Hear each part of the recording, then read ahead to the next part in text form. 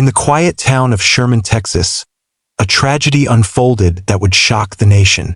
A man, tormented by voices in his head, committed an unthinkable act. But was he a monster or a victim of his own mind? This is the story of Andre Lee Thomas, a tale of mental illness, heartbreak, and a crime that raises questions we're still grappling with today. Buckle up, because this story will leave you questioning everything. Andre Lee Thomas was born on March 17, 1983, in Muskogee County, Oklahoma, to Rochelle and Danny Thomas. The second youngest of 6 brothers, Andre grew up in a home plagued by hardship. His mother, Rochelle, raised the boys mostly alone in Sherman, Texas, a small town 60 miles north of Dallas. Their house often had no running water, no heat, no electricity. Poverty wasn't the only shadow over the Thomas family. Rochelle struggled with alcoholism and depression, her own past scarred by sexual abuse. Violence and substance abuse ran deep in the family's roots. 10 years before Andre was born, his uncle was fatally shot by his grandmother's husband. Despite the chaos, young Andre showed promise. He was bright, curious, and quick-witted. At his Baptist church in Sherman, his Sunday school teacher remembered him as respectful, always answering questions before she could finish asking them. Family members said he loved sketching futuristic cars and tinkering with old ones, taking them apart and putting them back together. Enrolled in his school's gifted and talented program, Andre seemed destined to rise above his circumstances. But something changed when he was just 10 years old. Andre started hearing things, voices that weren't there. He told classmates he heard angels and demons arguing in his head. At one point, he claimed he was riding a character from the video game Mortal Kombat, and he seemed to believe it. Was this a child's imagination, or the first sign of something far darker? By age 12, he was drinking alcohol and smoking marijuana, perhaps trying to silence the voices. That same year, he was placed on probation. The cracks in Andre's world were starting to show. By 13, Andre's life was unraveling. He attempted suicide twice by cutting his wrists, a desperate cry for help.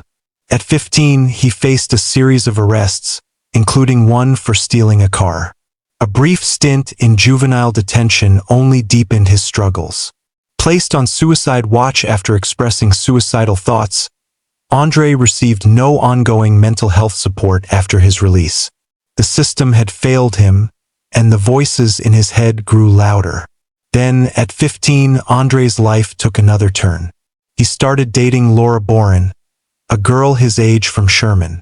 Their relationship moved fast, and by the time they were in 9th grade, Laura was pregnant. In August 1999, she gave birth to their son, Andre Jr. Andre dropped out of school, earned a high school equivalency diploma, and worked multiple jobs to support Laura and their baby. On his 18th birthday in 2001, he married Laura, who was 17. But their marriage was doomed from the start. 2 weeks after their wedding, Andre's mother forced them out of her house. Laura and Andre Jr. moved in with her parents, while Andre crashed with one of his brothers. For months later, the couple separated. Laura began limiting Andre's visits with their son, and Andre's mental state deteriorated. He became obsessed with apocalyptic ideas from the Book of Revelation, believing Laura was the biblical figure Jezebel and that his own son was the Antichrist. He started seeing hidden messages in the designs on a US dollar bill and spoke of experiencing déjà vu. In a chilling act, he sometimes covered his mouth with duct tape, refusing to speak to his family. Andre was slipping away, and no one seemed to notice. But what happened next would push him past the point of no return. Could anyone have stopped what was coming? By spring 2004, Andre was a ticking time bomb. Struggling with alcohol abuse and now using quercetin cold medication as a recreational drug, his delusions intensified. On March 5th, a friend took him to a mental health clinic after Andre said He'd step in front of a bus if he couldn't talk to someone. The clinic staff told him to go to the emergency room and prepared an emergency detention order. Andre didn't go. But why didn't anyone follow up? 3 weeks later, on March 25th, Andre stabbed himself in the chest and walked into the emergency room at Texoma Medical Center in Denison. He told doctors he was trying to cross over into heaven. The wound wasn't life-threatening, and a physician began arranging for psychiatric commitment. But before those arrangements were complete, Andre walked out of the hospital. The doctor alerted the Denison police, warning that Andre might be dangerous. Yet, no one stopped him as he walked the few miles back to Sherman. 2 days later, on March 27, 2004, Andre's world would collapse and take others with it. What he did next would haunt Sherman, Texas forever. On the morning of March 27th, Andre walked to Laura Boren's third-floor apartment. Laura was home with their 4-year-old son, Andre Jr., and her 13-month-old daughter, Leah Hughes, from a new relationship. Her boyfriend was at work. Andre kicked the door open, a knife in his hand. What happened next is almost too horrific to describe. Andre stabbed Laura to death. Believing he was removing her heart, he cut open her chest and pulled out part of her lung. He then went to the bedroom where Andre Jr. and Leah were sleeping. One by one, he stabbed them and cut out their hearts. The brutality was unimaginable, driven by a mind consumed by delusions.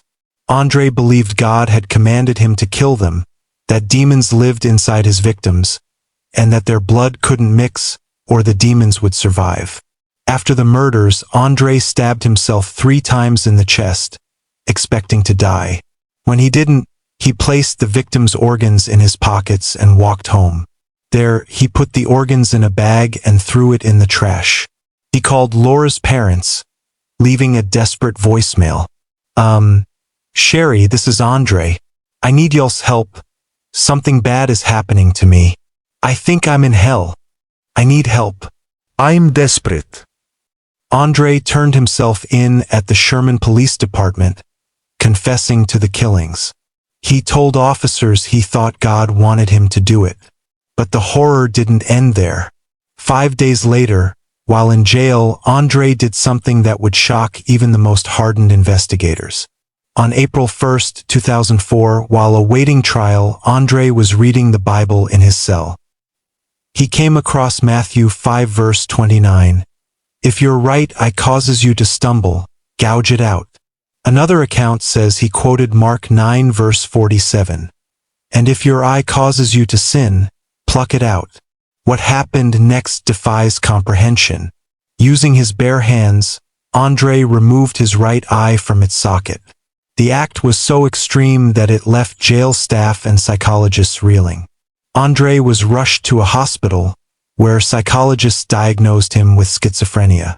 Declared incompetent to stand trial, he was sent to North Texas State Hospital in June 2004. After 47 days, psychiatrist Joseph Black claimed Andre's psychosis was drug-induced and that he was competent to stand trial. Black warned that Andre might exaggerate his illness through self-harm. But was this a fair assessment, or a rush to judgment? Andre's trial was about to begin, and the question on everyone's mind was he insane, or was he a cold-blooded killer? The answer would divide a courtroom and a nation. On February 15, 2005, Andre's trial began in Sherman, Texas. He was charged with the capital murder of Leah Hughes, Laura's 13-month-old daughter. The prosecution argued that Andre's mental illness was caused or worsened by drug use, citing Texas law that invalidates an insanity defense if the mental condition resulted from voluntary intoxication. The defense, led by attorney R.J. Haygood, insisted Andre was insane, pointing to his history of hallucinations and the shocking act of removing his own eye. Andre's behavior in court was bizarre. Described as almost catatonic, he snacked on Skittles candy while graphic testimony was presented. But there was another issue casting a shadow over the trial: The jury. Andre, a black man, had been in an interracial relationship with Laura, who was white. The jury was all white, and 3 jurors, plus 1 alternate, admitted on a questionnaire that they opposed interracial couples marrying or having children. One juror wrote, "I don't believe God intended for this. We should stay with our bloodline." Why weren't these jurors removed? The trial was a battle over Andre's mind. The defense argued his delusions drove him to kill, while prosecutors called the eye removal an impulsive act, not proof of insanity. On March 1, 2005, the jury rejected Andre's insanity defense. They found him guilty of capital murder and sentenced him to death. But the story was far from over. Andre was sent to the Polunsky Unit, Texas's death row for men. There, the voices in his head didn't stop. He claimed to see 6-inch-tall demons crawling out of the prison walls, playing music by the band Queen. In July 2008, he attempted suicide again, cutting his neck with a sharp object. The wound required 8 stitches. But what happened next would cement Andre's case as one of the most disturbing in Texas history. On December 9, 2008, Andre removed his left eye and ate it. He told prison staff he did it to stop the federal government from reading his thoughts. The act was so extreme that Andre was transferred to the Jester 4 unit, a Texas prison for inmates with psychiatric problems. His trial attorney said she was relieved he'd finally get the care they'd been requesting. But was it too late? Andre's case wasn't just about one man. It raised bigger questions. Should someone so clearly mentally ill face execution? And had the justice system failed him from the start? In October 2008, the Texas Court of Criminal Appeals upheld Andre's conviction. Judge Kathy Cochran called it a sad case, noting that while Andre was clearly crazy, he was legally sane under Texas law. In 2020, Andre's case reached the U.S. Court of Appeals for the Fifth Circuit. His new attorney, Catherine Carroll, argued that his original legal team was ineffective, failing to challenge biased jurors and mishandling his psychiatric history. Prosecutors countered that Andre wasn't insane, despite his mental illness. In April 2021, the Fifth Circuit upheld the verdict. In October 2022, the U.S. Supreme Court declined to hear Andre's case.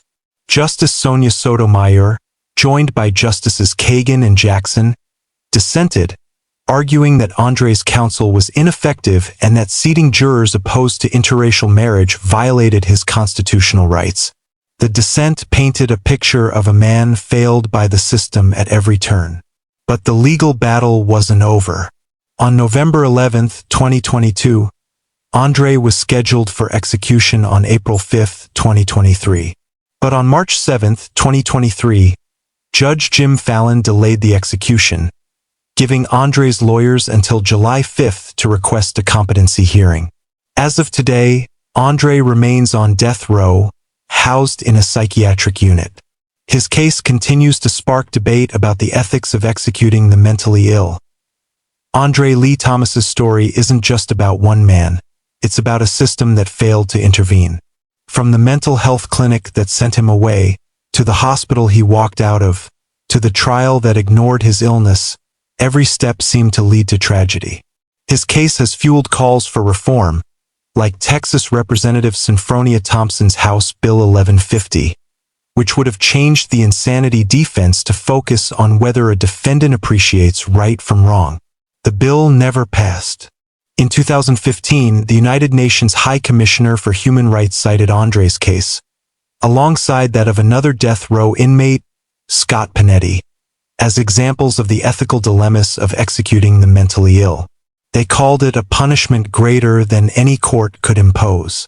Today, Andre's fate hangs in the balance, a symbol of a justice system grappling with questions it can't fully answer.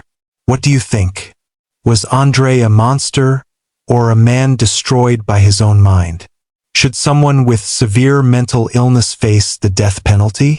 And what does his story say about the system we trust to deliver justice? Thank you for joining us on this deep dive into the haunting story of Andre Lee Thomas. If the story moved you, hit that like button and share it with someone who needs to hear it. Drop a comment below. Do you think Andre's case exposes flaws in the justice system? Should the insanity defense be reformed? Let's get the conversation going. And if you want more gripping true crime stories, subscribe and tap the bell icon so you never miss an upload. Until next time, stay curious and keep questioning.